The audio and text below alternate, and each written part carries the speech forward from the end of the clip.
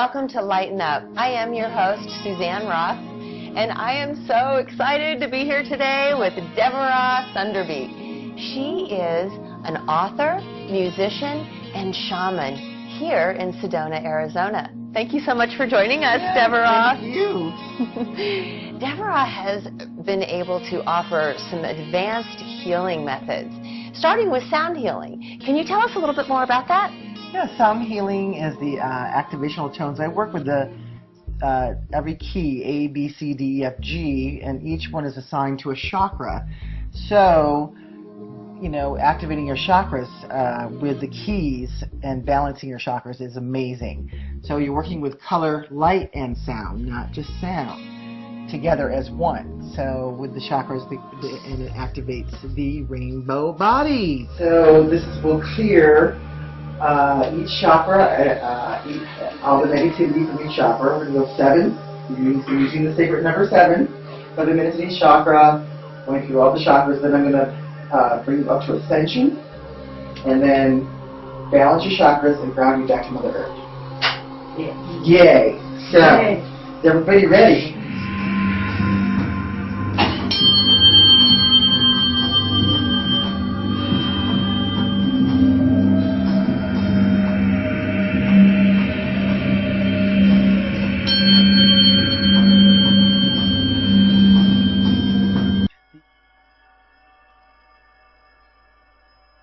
Okay, now I understand that all 3 of those, color, light, and sound, all raise a person's vibrational frequency. So together, they must be really powerful. Absolutely. Yeah, your awareness expands. The testimonies and the feedback I've been getting is I can see better. My eyes, my vision is clearer.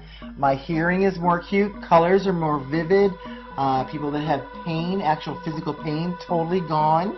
Totally gone. They can breathe better. It releases their stress, anxiety, and fear.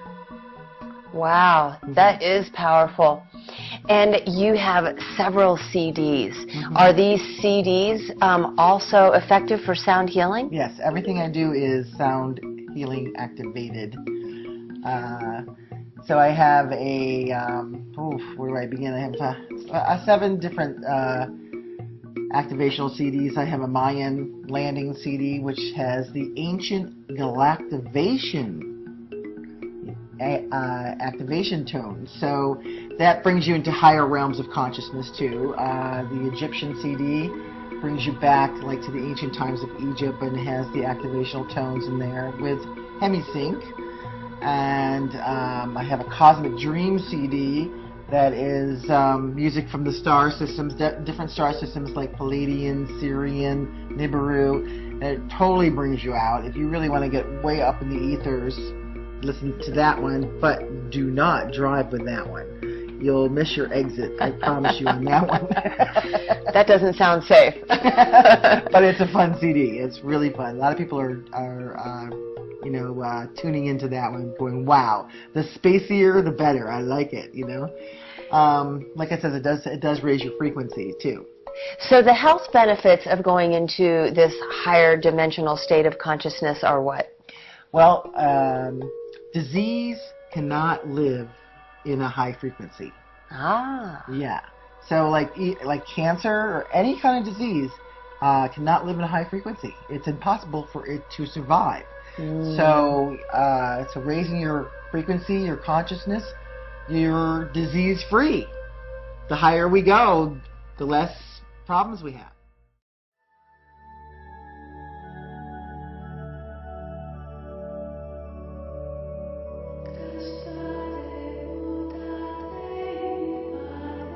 So I'm asking if you will, as you already have, to come in more fully into your presence. And there's a divine connection with all of us, which has really opened up to me here at Cathedral to show me about the divine holy matrix. And the divine holy matrix we are all a part of. And we are connected to the divine holy matrix, and we can change consciousness and the earth and the weather and so much for light and for love through the divine holy matrix, that inner connection that runs through all of us, through our divine DNA. So that is what I am asking for, that we are able to align to, and that we are able to connect to on this powerful time, and then out throughout all of the connections through the earth, the power points, bringing our hearts in the unity of light, in the unity of love.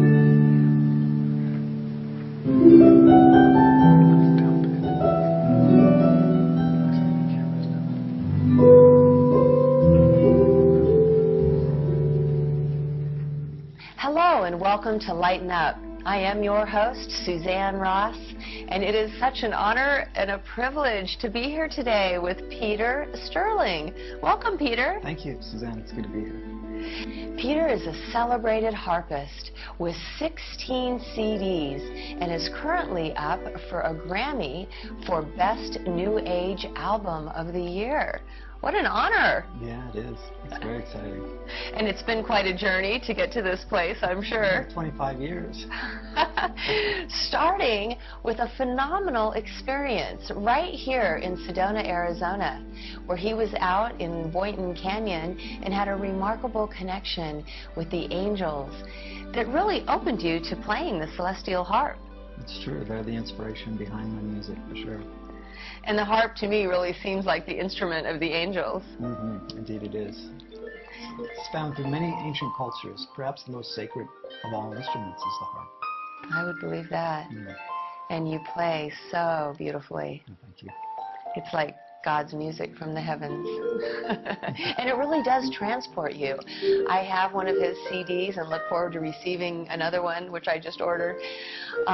When I listened to your CD, I just sat in my room and, just let the music really penetrate my being, and I just, was really present to hear all of the sounds, and I really felt transported into, a higher dimensional experience with your music, and I understand that's fairly common for those who listen. Yeah, I mean, music gives wings to the soul, to the spirit. So if it's done right, music can be a vehicle of transcendence. And that's always my goal and my intention with my music, is to create music where people can close their eyes and that they could go on a journey, and that they'll see, images in their mind's eye, in their imagination. So that's what my music is for.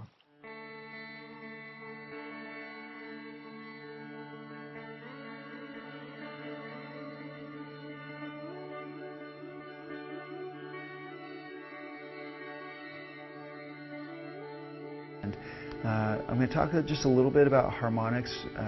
Sometimes I'll mention it and sometimes not, but I had a little intuition to at least say something about it one way or another, whether we use the footage or not. But in ancient times, Pythagoras was initiated by the Egyptians.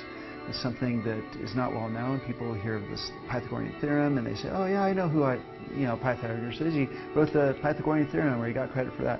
That's just like a little minor, tiny, almost insignificant bit of information compared to what the Pythagoreans really knew. They were healers, musicians, philosophers, astronomers, mathematicians, sacred geometrists. They were immensely understanding of the beauty of the universe. And so one of the things that their science is based on is harmonics. And the harmonics are actually a secret key and a portal to understanding how the universe is really built on music. And it's so deceptively simple that people don't really realize that you can just take a string and follow the numbers 1 through 10, like you count it on your fingers, 1, 2, 3, 4, 5, 6, 7, 8, 9, 10, and hold that up this way, and then reverse it backwards in fractions. I came up with this model to explain it to people about how you find the harmonics on any string on the planet, regardless of what kind of instrument it is. And so if you divide it and say this is 1, 1, that's the open string, 1/2, you'll get a harmonic. It's like counting from 1 to 2. Then you go from 1 to 3, but in a fraction backwards. You're going to get a harmonic. If you go 1/4,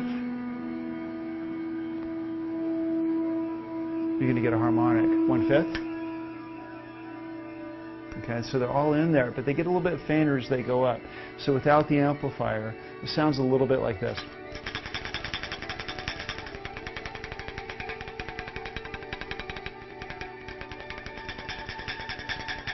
They're in there the whole time.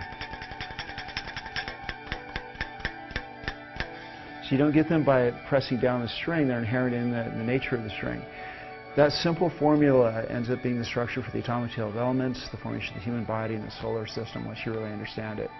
And all music theory, all harmony that our ears think is pleasant is based on those simple ratios. But the secret is not in the simpleness of it. It's realizing that it's the substructure that's happening to infinity that's happening the whole time. It creates the illusion of a single note or a structure. But really, infinity is being holographically outlined in every single note. So when I hit a note, I'm not hearing a note anymore. This changed a long time ago. Instead, I'm hearing this infinite cascade of harmonics.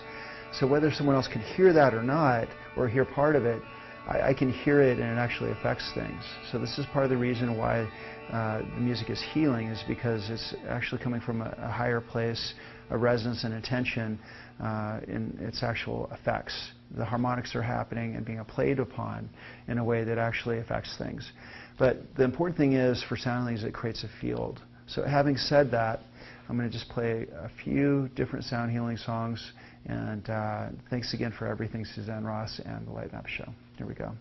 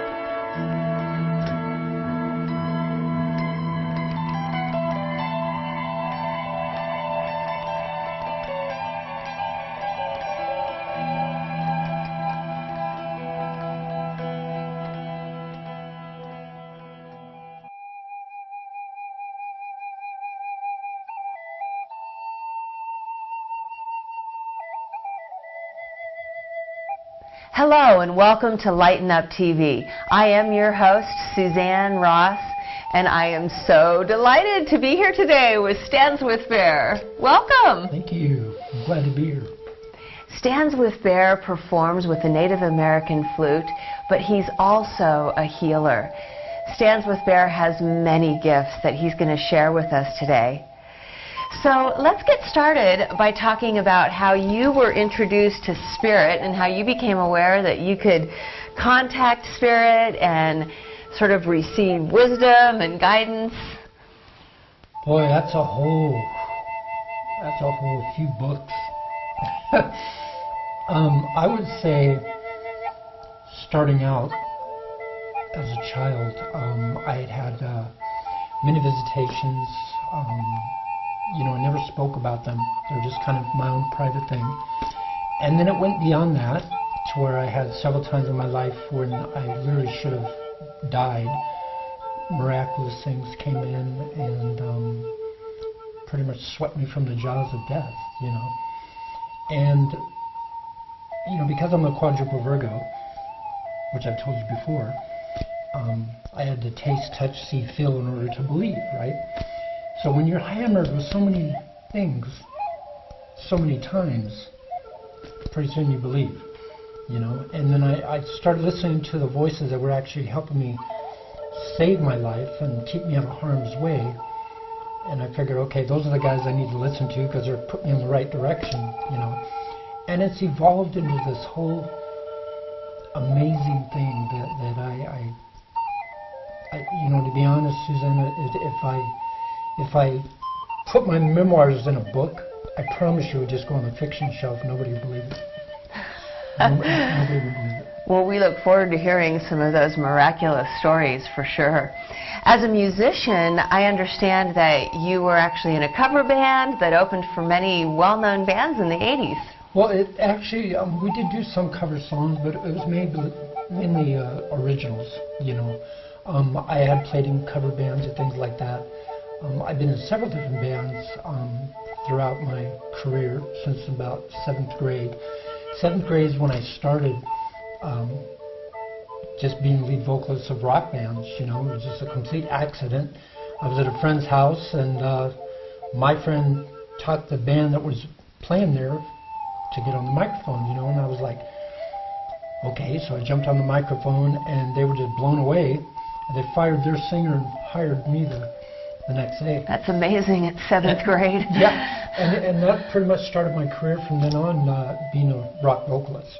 Yeah. And, you know, playing in various bands throughout my rock career. We've opened for, gosh, like Molly Hatchet, Wasp, Black and Blue, White Lion, The Romantics. Remember those guys? I do, yes. You know, those guys. Yeah, so, you know, if you told me 25-something years ago what I'm doing today, that I would actually be doing that, you know, playing native flute professionally, doing healing, doing readings, I would have just told you, smoke another one, because... You saw yourself as being a rock and roller most of your life? Yeah, well, you know, God says, go and make plans and, you know, watch me sit back and laugh, because that pretty much is what happened. I didn't see it coming at all, you know. I think what happened was I had something really major happen to me in my life. One of those life-changing moments where you take everything that you know and just shove it right off of the desk and start back to square one. And so I went back to my Cherokee roots and found out that I took to flute like a fish to water, and over these years have carved out my own niche as a professional native flute player. Mm-hmm. And I had a few years back, there was a voting that happened nationwide, and I was voted as one of the top 10 players in the country, which I thought was pretty cool. That's very cool. And Standswithbear has performed at a few of my events and at my retreat, and you are exceptionally talented. Thank you. I'll just say what comes through me is exceptionally talented. I put the flute to my lips, the breath of God comes through, and that's pretty much how I create. Beautifully said. Yes, it's very mesmerizing and fun, because you do play Native American music, but for fun you throw in some Fred Astaire and some... You know, I'll do like some Eagles or blow people's minds with like doing Moody Blues, like White Satin. Yeah. Or Nights in White Satin. I like mixing it up, and what I love really doing is going toe-to-toe with guitars on stage. You know, I have been coined as Eddie Van Halen of flutes. So, because they're doing the arpeggios, and I just follow right along with them. My dear friend Robin Miller and I, who I believe you've interviewed before, we did an amazing show a few years back called The Gift of Spirit, and it was all improv. We just got on the stage and went, and go. And it was magical.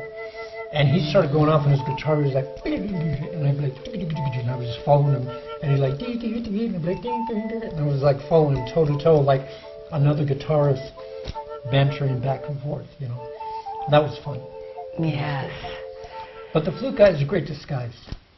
Yes, because there's so much more to Standswithbear, and that's really why I wanted to interview you, because you're really multi-dimensional. That's a good word for it. Yeah. I'll just lay it out there. You know, I'm a Starseed ambassador. For those of you that don't know what it is, there's many starborn that are here, Starseed. And obviously, if you're watching this channel, then you're obviously interested in that very thing. So I am a Starseed ambassador. I'm the other half, CEO of Starseed Alliance International.